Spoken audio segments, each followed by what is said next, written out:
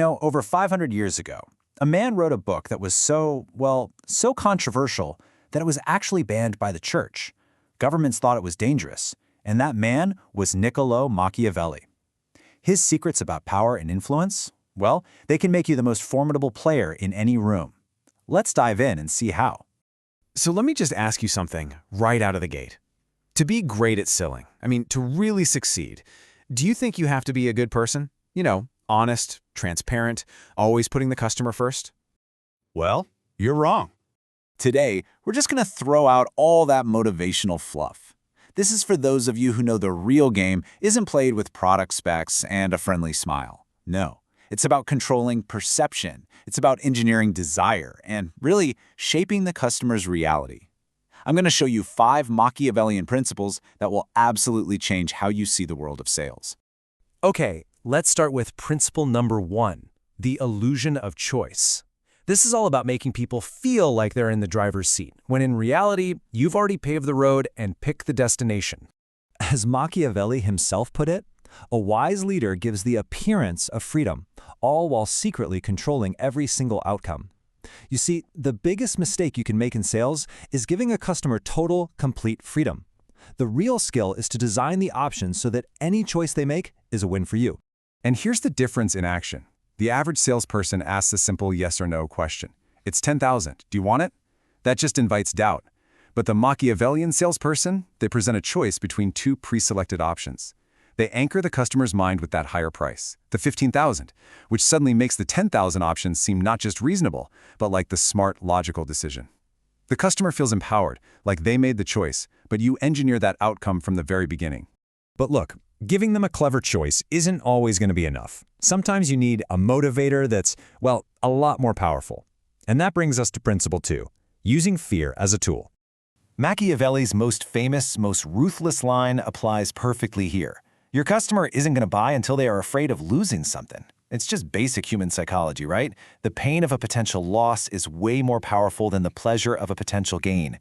Your job is to create that fear. So how do you actually create it? With 3 key tactics. First up, scarcity. You tell a customer there are only 2 left. Whether that's true or not is another story, and you instantly create value. Second, social proof. Just mentioning another customer bought 2 triggers that deep-seated fear of being left behind. And third, consequences. A price increase that's just around the corner, that forces an immediate decision. You're using fear, but you're disguising it as helpful, friendly advice. Okay, I can hear you thinking it. This sounds an awful lot like manipulation, doesn't it? And the answer is yes it is. But here's the uncomfortable truth.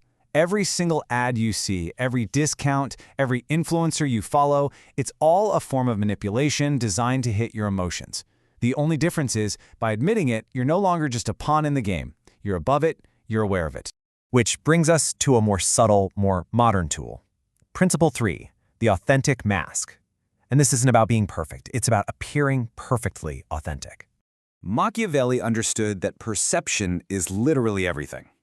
People today, they don't buy from polished, perfect salespeople anymore. They buy from people they feel are relatable, honest, maybe even a little bit flawed. The real skill is learning how to perform that authenticity strategically. So how do you do it? Well, try recommending the cheaper model.